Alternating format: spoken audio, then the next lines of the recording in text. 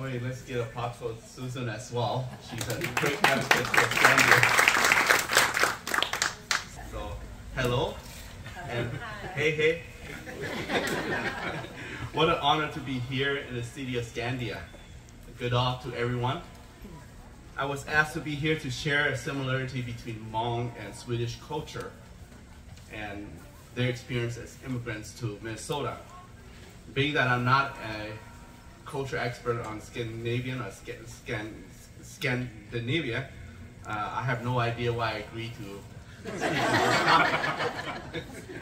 And I suppose being a state legislator, elected by people, and by popular demand, we must do as requested by our constituents and residents of our state, right? On the other hand, Hmong culture and experience are what I know best.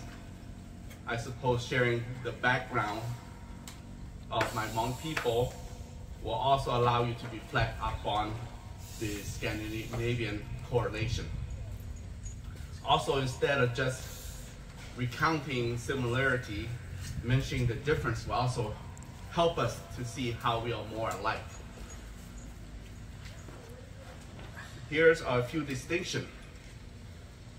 The Swede came to Minnesota in large number in the 1800s for a better life here, whereas the Hmong escaped government persecution in 1980 after the Vietnam War from Laos due to their involvement with the CIA trained insurgents.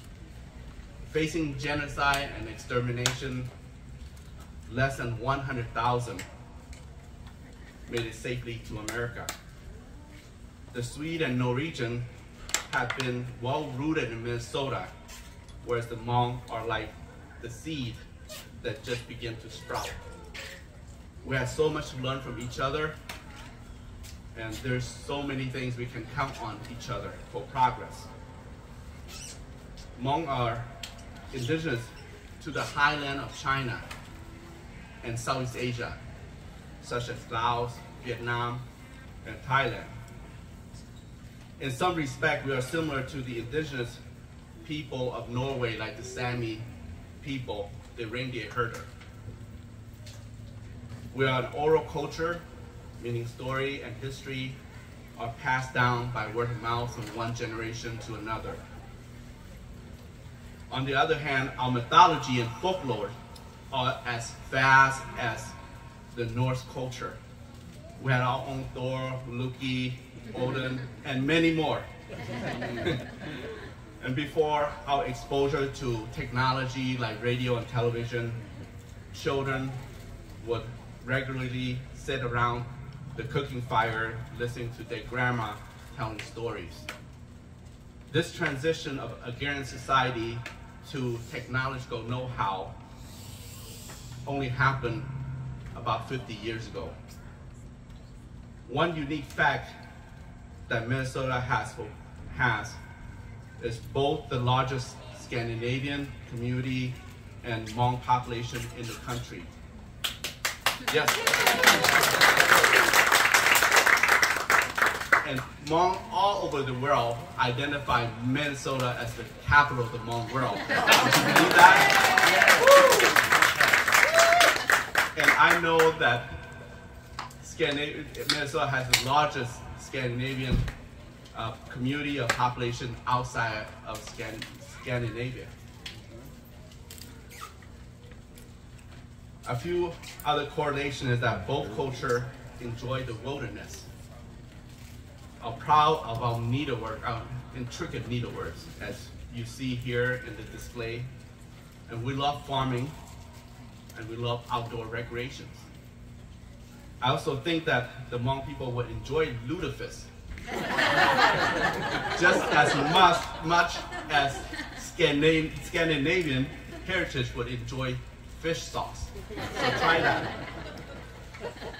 I am honored to be here and glad the city of Scandia and the various stakeholders like the Gamma Garden Museum, the American Scandinavian Foundation, and others take this initiative for the cultural exchange between our communities. It's always good to practice the extension of Olive Branch. In fact, the Olive Branch has already been extended when the city of Scandia came to me for funding to build a bike trail that connect the Gateway Trail to William O'Brien Park. It makes sense? Yes? It makes sense to me because I have brought members of my community to William O'Brien Park many times in the past. And the Gateway Trail has its start in the East Side St. Paul. The new development of the trail extension will allow everyone from the East Side, including the Hmong community, to come to Scandia and to visit William O'Brien Park through more environmentally conserving and healthy process.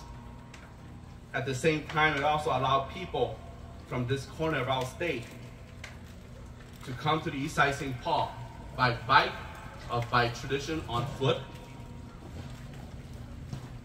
In relation to the Scandinavian heritage, one of the iconic spots in the East Side St. Paul is Sweet Hollow.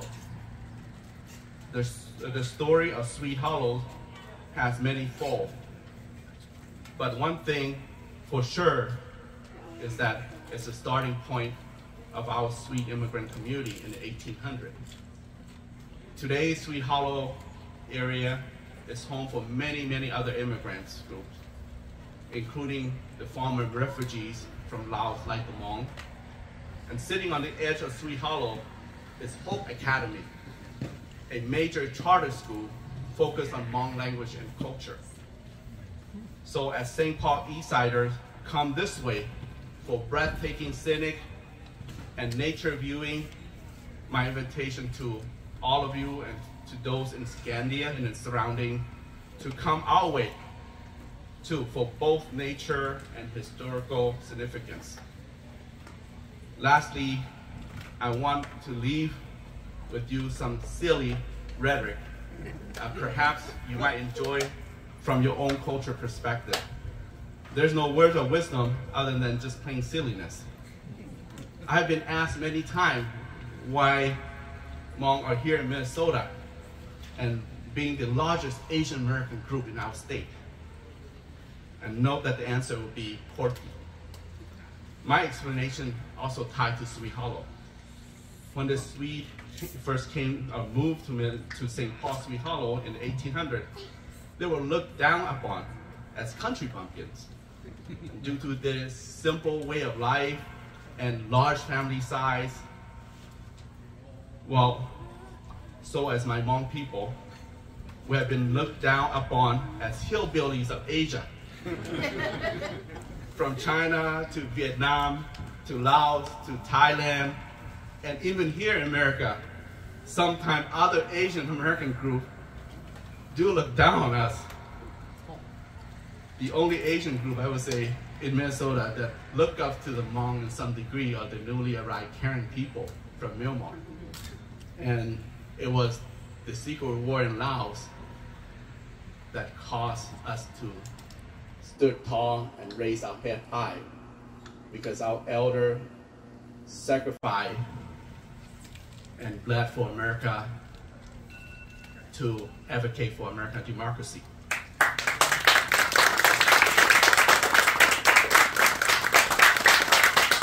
Thank you. And our head has been raising high ever since we're here in America, and only in America. Now back to the question, why Hmong being the largest Asian American group in Minnesota? And the answer would be silly.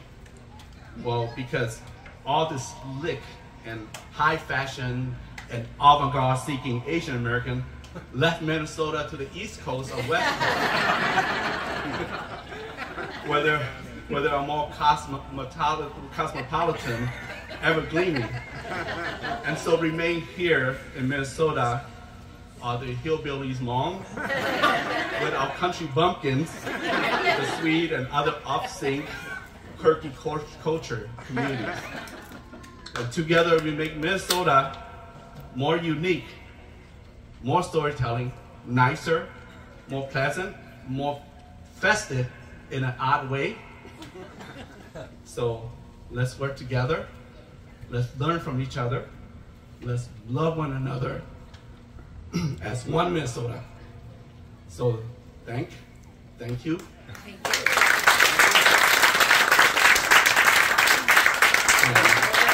In the word of Scandia, maybe in our Swedes say, hej då. And in Hmong, it's Shinjitlo. So thank you. Shinjitlo. It's same ending. Have a good day.